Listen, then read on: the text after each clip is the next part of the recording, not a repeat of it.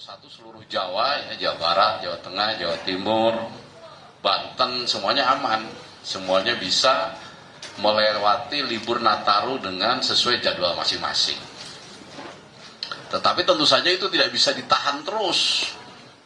Karena Bapak Ibu sekalian, bahwa operasi modifikasi cuaca itu tidak murah gitu. Sehingga tidak kuat. Dan juga mungkin di daerah lain juga perlu juga hujan itu. Sehingga mulai tanggal 1 Januari memang dilepas, tidak ada laksanakan operasi modifikasi cuaca. Dan memang terbukti di mana-mana banjir, ya, bencana.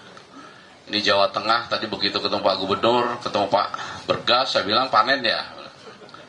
Panen bencana, karena per hari ini tuh bukan hanya di Pekalongan aja, ya. Saya di jalan tadi sudah ada laporan dari Demak. Demak tuh jebol lagi tanggulnya. Saya pikir Sungai Wulan itu. Ternyata bukan, sungai yang lain. Batang juga, Kendal, Grobogan, Brebes. Jadi laporan 1 minggu ini paling banyak memang Jawa Tengah. Nah, itulah salah satu bukti bahwa kalau kita tidak peduli terkait bencana, ya bencana itu akan terus datang gitu. Nah, karena ini sekarang bencananya sudah terjadi, ya, Bapak Ibu sekalian, ya, apa yang tadi disampaikan di depan, tolong itu jadikan pengalaman lah, bahwa kalau sudah mulai Januari, Februari ke depan ini prediksi hujannya juga masih akan terus hadir, terus datang. Ini tetap harus lebih hati-hati dan waspada.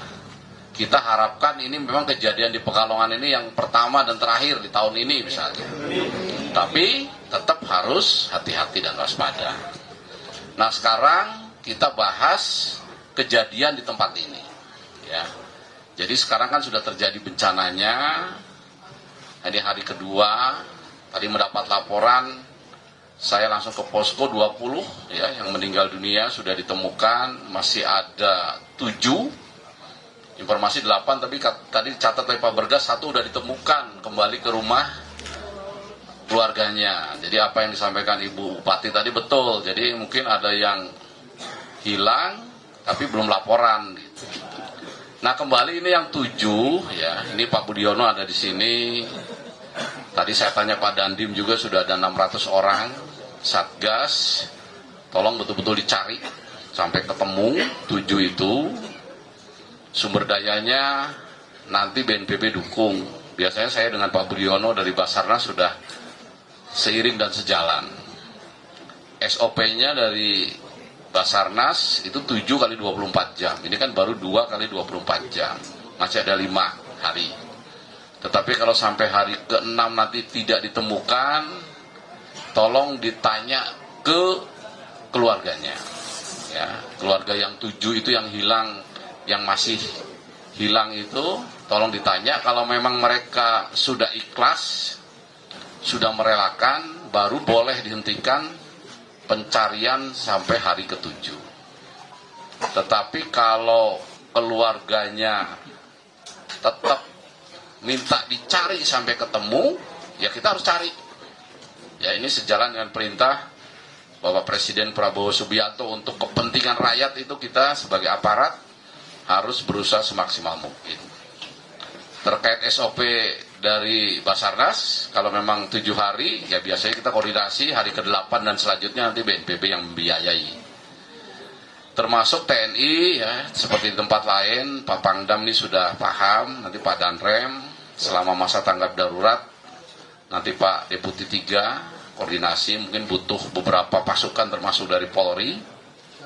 Dari Polri, ya Pak Doni, mohon maaf tadi, Kapolres nanti bergabung dalam Satgas di bawah kendali BNPB, karena saat tanggap darurat BNPB memegang kendali, wewenang komando. Itu bukan maunya BNPB, tapi itu sesuai dengan undang-undang. Undang-undang nomor 24 tahun 2007, sehingga nanti TNI yang bergerak, logistiknya apapun selama melaksanakan pencarian nggak bingung, Danrem, Dandim, Pangdam nggak bingung. Nanti didukung oleh Deputi 3 penanganan darurat. Itu untuk pencarian dulu, sampai ketemu. Nah, kemudian tadi juga sepintas saya tanya Ibu Bupati, itu jalannya harus tembus, jangan sampai masyarakat yang terdampak ini terganggu, ya terganggu. Nah, sehingga tadi jalan masuk masih ada yang longsor, itu kan terkena bencana dan ini masih status tanggap darurat, BNPB bisa membantu itu. Jadi kalau alat beratnya nggak ada di sekitar sini ya didatangkan. Kalau pemerintah daerah nggak punya anggaran untuk menyewa ya nanti BNPB yang bantu. Membantu tentu saja setiap rupiah uang negara yang keluar tuh biasanya ada pertanggungjawaban administrasi gitu. Ini nanti Pak Deputi akan memberikan bantuan awal ya sekedarnya supaya bisa digunakan. Nanti semua kebutuhan terkait dengan penanganan darurat berkaitan dengan masyarakat ini betul-betul harus terpenuhi. Jadi tadi yang pertama itu ya yang masalah yang hilang, yang kedua rute-rute transportasi jalan yang putus yang longsor harus bisa ditembus. Ini jadikan satu aja banjir dengan longsor, tidak perlu dipisah-pisah. Nah yang ketiga baru yang luka-luka yang meninggal ini Bu, direktur kesini pasti sudah bawa bantuan ya. Jadi nanti yang meninggal itu ada bantuan dari Kementerian Sosial, dari Pemprov juga ada. Ya biasanya bentuk uang itu nanti dari Kementerian Sosial, dari Pemprov, nanti BNPB membantu dalam barang. Yang luka-luka juga begitu. Tolong yang luka-luka yang dirawat di puskesmas, di rumah sakit jangan dikenakan biaya apapun. Kemudian kebutuhan logistik makan minumnya juga dipenuhi. Nanti dari Kemensos juga, dari kami juga pasti melakukan seperti itu. Yang tidak luka-luka tapi mengungsi, nah ini juga tadi ada ratusan yang mengungsi. Ini kami akan dampingi Kalaksa BPBD dengan pejabat kami dari pusat. Nah selama tanggap darurat ini sampai dengan kondisi kembali pulih, khususnya para pengungsi yang ada di tempat pengungsian, kebutuhan logistik dasarnya juga harus dipenuhi ya. Dan saya minta Ibu Bupati menetapkan tanggap daruratnya tidak usah terlalu lama-lama, seminggu saja cukup, atau selama sampai pencarian itu dilaksanakan. Setelah itu kita masuk ke transisi tanggap darurat. Nah dalam transisi itu apa yang dikerjakan? Tentu saja tadi dikatakan rumah masyarakat katanya yang rusak. Nah rumah masyarakat sudah ada ketentuannya, rusak berat, rusak sedang, rusak ringan. Itu yang dibantu oleh pemerintah pusat. Itu di mana-mana kalau bencana uangnya sudah ada, datanya dari bawah itu yang lambat. Nah kalau di sini kan nggak ribuan ini rumahnya yang rusak. Segera aja diajukan supaya segera anggarannya turun, segera dikerjakan masalah rumah-rumah masyarakat yang rusak. Kemudian adanya jembatan yang rusak, nah itu ya jembatan yang putus. Itu ada dua mekanisme. Yang pertama darurat dulu.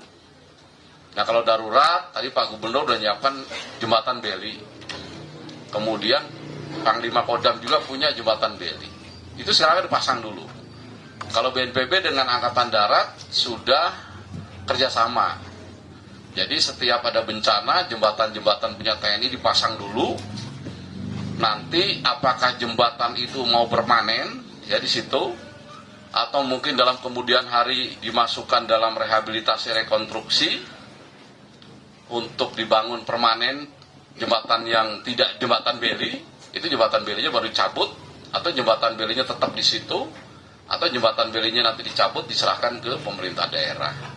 Nah antara BNPB dengan Mabes TNI dan Mabes Angkatan Darat itu ada kerjasama, berapapun nanti yang dipakai untuk menangani bencana secara bertahap nanti diganti, dan itu sudah terlaksana di 2024. Jadi terserah mana dulu ini ya. Nah setelah tahap transisi rehabilitasi rekonstruksi itu yang betul-betul dibutuhkan oleh masyarakat. Nah yang paling tahu adalah pemerintah daerah. Ya tadi masyarakat jelas yang prioritas rumah-rumah, baru sarana-sarana jalur-jalur transportasi. Segera ya, apakah jembatan, apakah rumah. Nah transisi tanggap darurat itu sebetulnya waktunya tidak dibatasi. Ya, tidak dibatasi. Terserah nanti kesiapan daerah. Baru masuk tahap rehabilitasi rekonstruksi. Nah di situ harus buat R3P, Pak Bergas nanti diajari betul itu. Nanti kalau dilepas, bukan saya mengecilkan arti Kabupaten Pekalongan, tapi kan saya udah kemana-mana itu. Nggak jadi-jadi itu. Apanya? R3P-nya itu. Padahal di R3P itu di situ tersusun, ada sekolah banyak tadi.